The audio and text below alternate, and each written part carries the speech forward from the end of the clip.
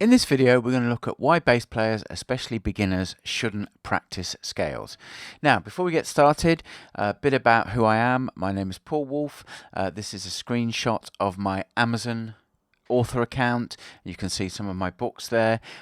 Currently, it's August 23rd, 2025. I have 27. I've got 2 that are about 50 to 60% done, with a third which is just basically starting, is about 10%. So by Christmas 2025, I'll have 30 books here. You can go to my Amazon page, pick some of my books, and have a look at the reviews, see what people say. I suggest looking at the reviews for either Learning from James Jamerson Volume 1 or from How to Play Bass Guitar in 50 Songs Module 1. And you can see Module 1 on the left with the green kind of guitar spine, and then Learning from James Jamerson is more in the center. Go and just read some of those reviews. That will give you an idea about what I'm like, what I teach, what I do, without me having to try and brag and say you should listen to me because of this. That will tell you more than a million. It'll save you hours just looking and deciding whether I'm credible or not. Okay, on to the topic of today's video. We're going to start with a caveat. This subject is controversial. Some people really, this saying that you don't have to practice scales really gets up some people's nose and really makes them cross. That's cool. If you don't agree with me, leave a comment below the video and we can debate it. And notice I put non-angry. I'm not interested on any topic in debating with someone who is just cross and shouty about it. So if you start with that kind of tone, then you're not going to get much out of me other than maybe a comment deleted. But I do, if you've got a genuine point, please make it, because I might have a blind spot and I would love to debate with you, find out if I've got a blind spot or find out if not.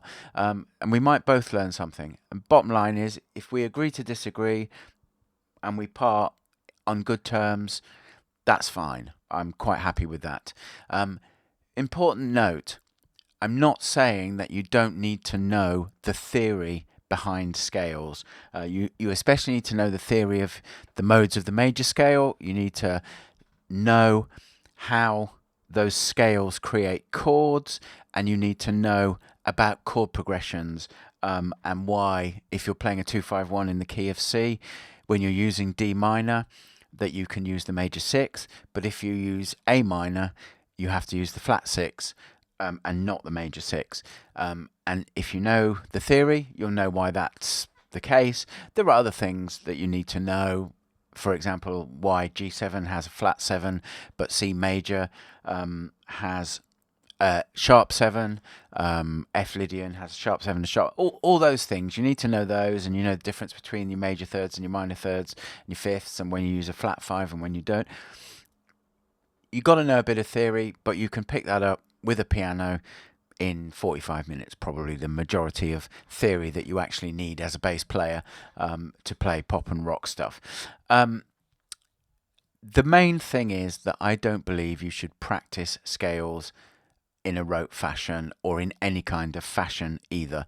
And we're going to find out why.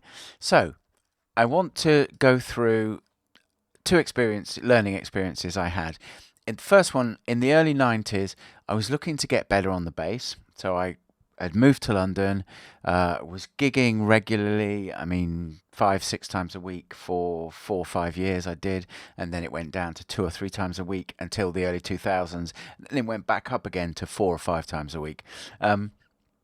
Anyway, I found a guy who was touted as the best bass teacher in the UK, and the people touting that were people whose opinion I respected. At this point, I was in my mid-20s, and I didn't have the experience to seriously examine this guy's credentials. I phoned him up, got lessons, started having lessons with him.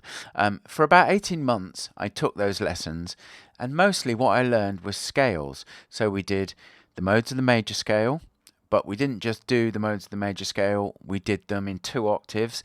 Then we do each of those scales starting with different fingers. Then we repeated that process with the modes of the harmonic minor scale and the modes of the melodic minor scale. Now, I was really serious about getting better, and I practiced between 4 and 8 hours a day for 18 months. And I didn't get any better as a bass player.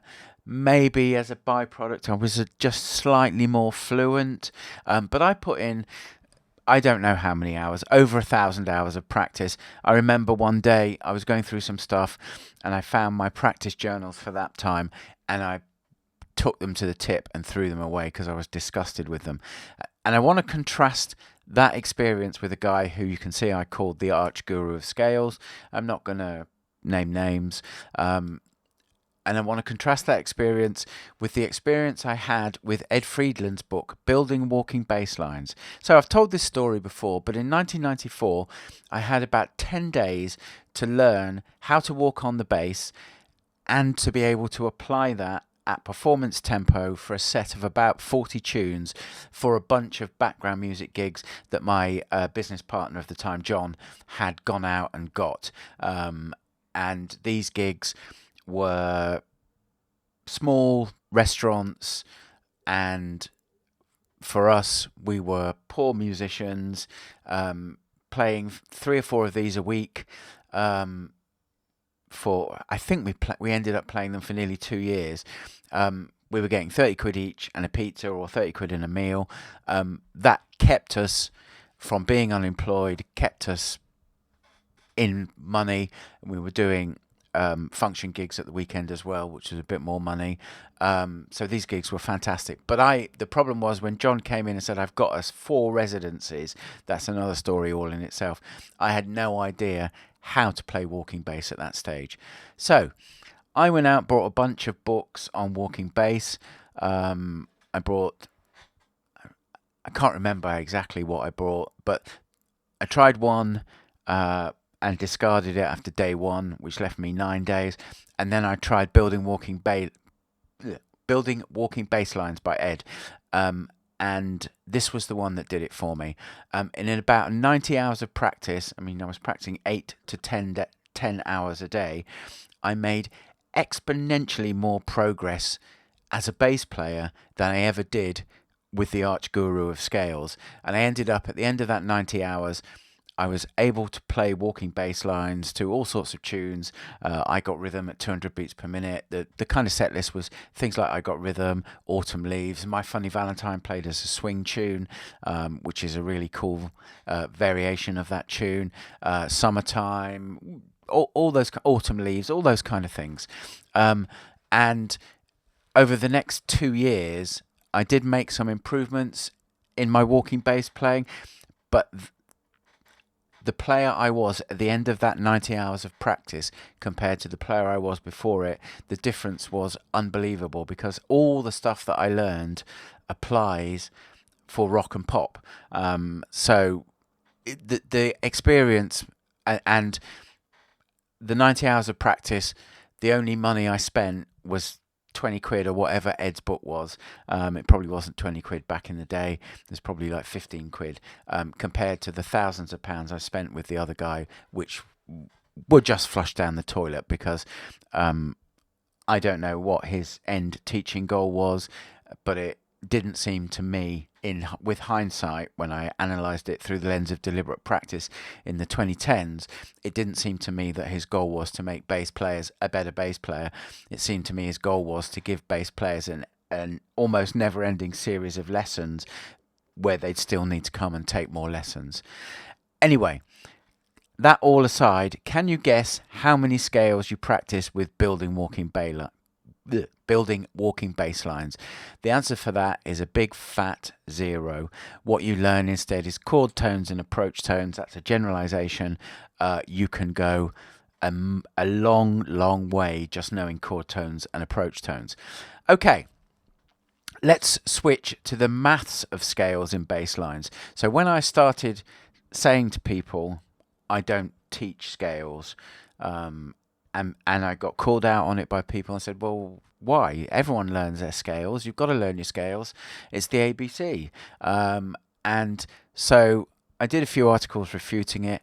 And the one line of scientific reasoning I used, and I'm going to use it now, is so in 2010 I started seriously analysing and transcribing bass lines. Since then, I've analysed somewhere between 1,500 to 2,000 songs. Obviously, I haven't transcribed 2,000 songs. I've got, like I'm sure most of you had, a big fat library of transcriptions, and I analysed most of those, transcribed songs I wanted to know what the players were doing, lots of Jameson songs. They've never been published anywhere. I should do something with that at some stage. But that's by the by. And so the question I want to ask you is, do you know how many instances of complete scales in those 1,500 to 2,000 songs I found? And the answer is going to be on the next slide. So have a think. How many do you think I found? 100? 50? 200? What do you think the answer is? The answer is 7. 7 songs had one or more bars where there was a complete scale in it. And here are some examples: Man Who Sold the World by David Bowie, Immigrant Song by Led Zeppelin, Hello Goodbye by Paul McCartney. Sorry, not Paul McCartney, the Beatles, of course. Wild World.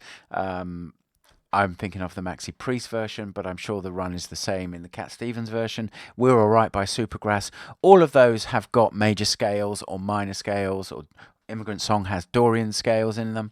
Man Who Sold the World is a Mixolydian scale. So again, note, I see the scale, I know what modal scale it is. You need to know your theory. There's 2 others as well, and I've written them down somewhere, but I can't find my list because I just don't bother looking for scales anymore. It's not something that interests me as a bass player, and I'll go on to that in a second. And I just want to add to this, I've transcribed over 200 Jameson songs and I've never seen a single use of a scale. And I have a line when people ask me if they want to go to the foundations of modern bass playing. I say all roads lead to Jameson and McCartney. And I haven't transcribed all of McCartney's stuff or looked at all of McCartney's stuff, but Hello Goodbye is the only line of his where I've seen a complete scale. And the same goes with Duck Dunn, Tommy Shannon, Geddy Lee, other bass players that I've looked at and analysed. You just don't find scales used in bass lines. So that's another reason to take on board. Now, let's assume that the average song I've analysed is about 60 bars long. I think the average is probably more than 60 bars, but we'll stick with 60 bars. And let's say I've only analysed 1,500 songs. Again, it's more than that, but we'll stick with 1,500. That's 90,000 bars of music. If you assume each song with a complete scale in it, that the scale occurs 6 times, that's 42 bars in 90,000 bars of music. So that's a scale appearing every 2,000 bars. So they don't happen very often, and that leads to the obvious thought: why practice something that you're never going to use? Now, I'll give you, and I'll this will turn up in the summary as well. So in We're Alright, Wild World, and Man Who Sold the World, the scales used there were almost used as riffs. So there are other songs where you have to learn a riff that you're playing, like Superstition. You have to learn the riff that goes with the horns, and so you approach that. You don't approach it as a scale. Obviously, it's not a scale, but you approach it as a riff. You learn it, or Master Blaster, another great riff that you have to learn for doubling purposes if you're playing that song. You have to learn that note for note and nail it every time. When you come across scales used like they are in those 3 songs, that's what you do. I have a practice maxim which I borrowed from a guy called Tim. One of the things you probably don't know about me is about, how many years is it? 8 years ago, my eldest son was crazy on basketball, and I actually got a coaching certificate so I could join his club as a coach, which meant I got keys to the gym, which meant we could go and he could get extra practice. One of my fellow coaches, a guy called Tim, great guy, brilliant coach for basketball, much better than me. He had a maxim: all practice exercises should be as close to how you're going to play as possible. He felt that if you weren't practicing, obviously there are things like when you're doing shooting and when you're doing dribbling drills and stuff like that, those kind of foundational and fundamental skills underpin everything else.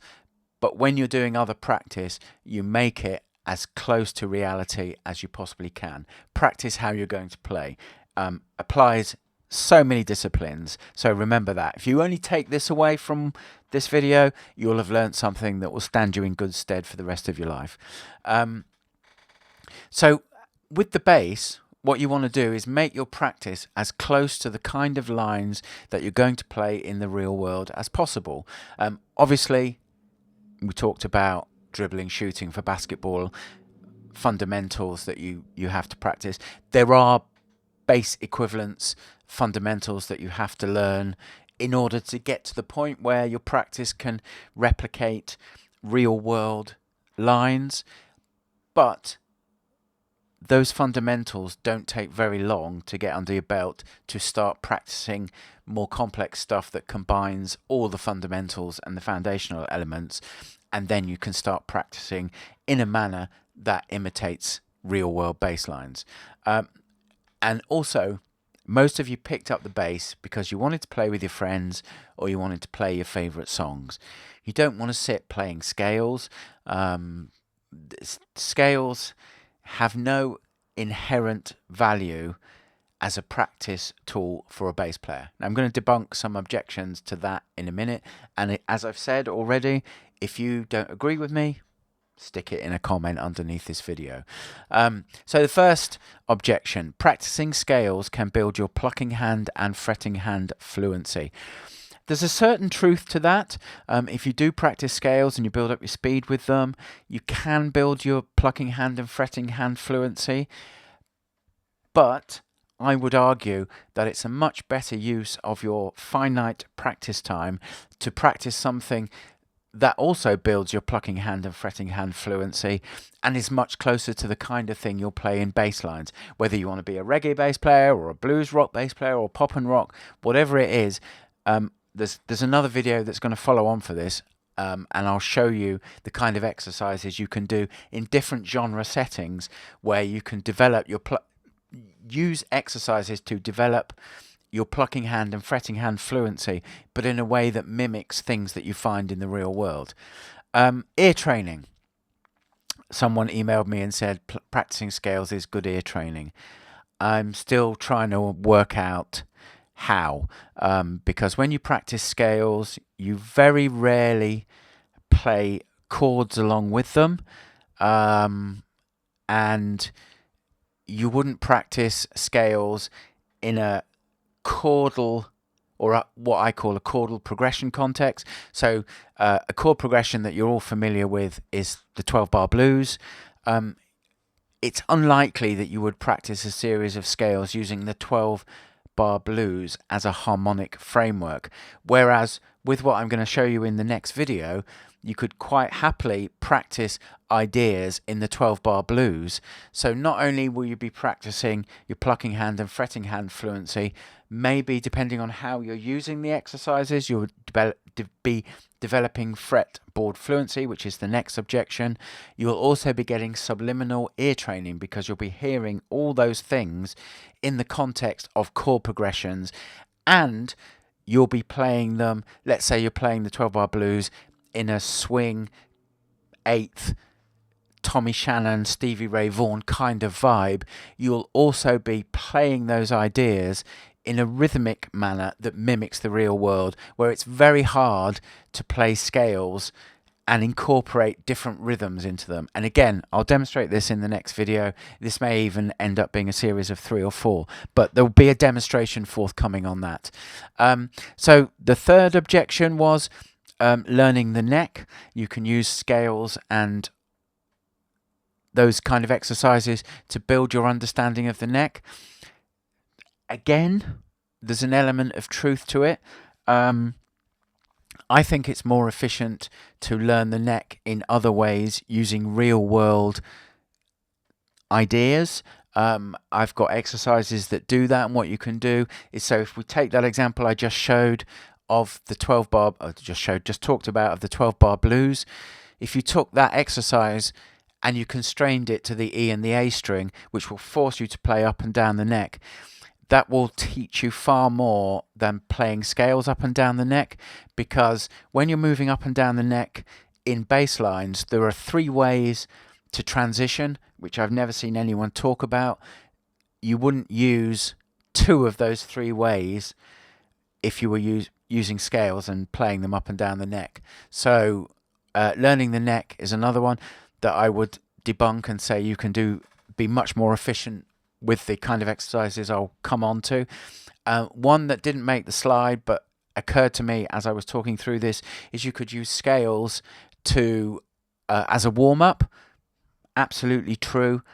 But again, there is material you can use as a warm-up that will have greater learning return on investment for that 5-10 minutes of warm-up practice time. So for example, you can actually learn the fretboard slowly and out of tempo.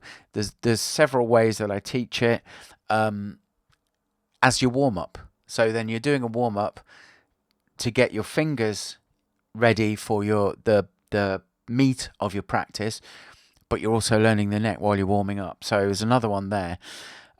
So what should you practice instead of scales? Well, as I mentioned, I'm going to show you in the next video, but the key point that I want you to take away is you have a finite amount of practice time, and the ROI, the return on investment of practicing scales for bass players who want to play rock, pop, blues, soul, funk, reggae, all those popular music genres, or jazz, if you want to do walking bass, the ROI of practicing scales is really poor because it doesn't contribute to anything to do with what you're actually going to play in order to play those genres of music. Again, you disagree? Comment and we'll talk. I'm more than happy to talk with you. So the only cases that you may use scales is if you play any of those songs that we've talked about and they've got a scale used as a riff, and in which case you just treat it as a riff, and so you learn it, that specific use case. For me, obviously, I spent thousands of hours learning scales, so I know my scales, and whenever I encounter that, I just go, oh yeah, it's a descending C major riff and C major scale, and I can just play it like that. One other thing that I thought of that I've not addressed on a slide: if you learn scales, the one other thing it does is it constrains your thinking to scalar positions. And when you're playing spontaneously, especially if you're playing walking bass, your hand's going all over the neck. And if you're going, right, the next chord's a G minor, and you have to move your finger to a root note, your first finger or your second finger, to be thinking of the G minor shape, you're screwed. It's going to make playing fluid walking bass lines, and when you get to making pop and rock lines spontaneously, you need to be able to be at a point where if you say you're playing down from C on the D string and you get to G and it's a G7 chord and you want to play a specific idea, you don't want to have to be thinking, right, I'm still descending, so I need to get my fourth finger on that G. If your first finger lands on that G, you should be able to play any descending or ascending idea up or down from whatever finger lands on that note. So practicing scales can, and arpeggios are also, I haven't talked about arpeggios so much in this video because they have more value than scales. Still not a great return on investment, and you'll see why when we get to the next video when I talk about what you should practice. But practicing scales and arpeggios by rote, especially the way most people teach it, where there's only one fingering, where a minor scale starts on the first finger, then you play the flat 3 with the third finger, that was all those fingerings. If you learn those by rote, it will constrain you further down the line, and it'll be something you'll have to try and unlearn. Better not to learn like that in the first place. So if you are a beginner and you want to get started and you want to learn those foundational elements that I talked about, this is the book I recommend of mine. It's called How to Play Bass in 50 Songs, Module 1. If you go to your local Amazon, you'll find it just by searching for either that title or Paul Wolf 50 Songs Module 1 will get you to that title. Currently it's $19.99. It's 23rd of August. September it may go up in price. I haven't worked out yet. The other ones in the series are slightly more expensive. If you purchase a copy new, and I advise you to do this, send me a copy of your invoice. I'll add you to the accompanying online web version where all the examples are played. The videos are demonstrated at 2 tempo levels, picture-in-picture technology. So it makes the lessons much clearer, much easier to understand. And this module deals with the foundational elements of playing the bass. That's plucking hand, fretting hand, starting to learn the neck. And we do get into some songs and some movement in songs. So that does start that process there, but this is the laying the foundation. So if you're a beginner, or if you've been playing a bit and you know your foundations are all over the place, then you can do I think this is the best book out there to learn those fundamentals. As I said, all examples are played. There are MP3s to download and bonus lessons, so go and check that out. For those of you who are more advanced, I've got other books. I'll talk about those in future videos. But in the next video, I want to talk about what you should practice instead of scales. So thank you for your time today, and I'll catch you in that next video.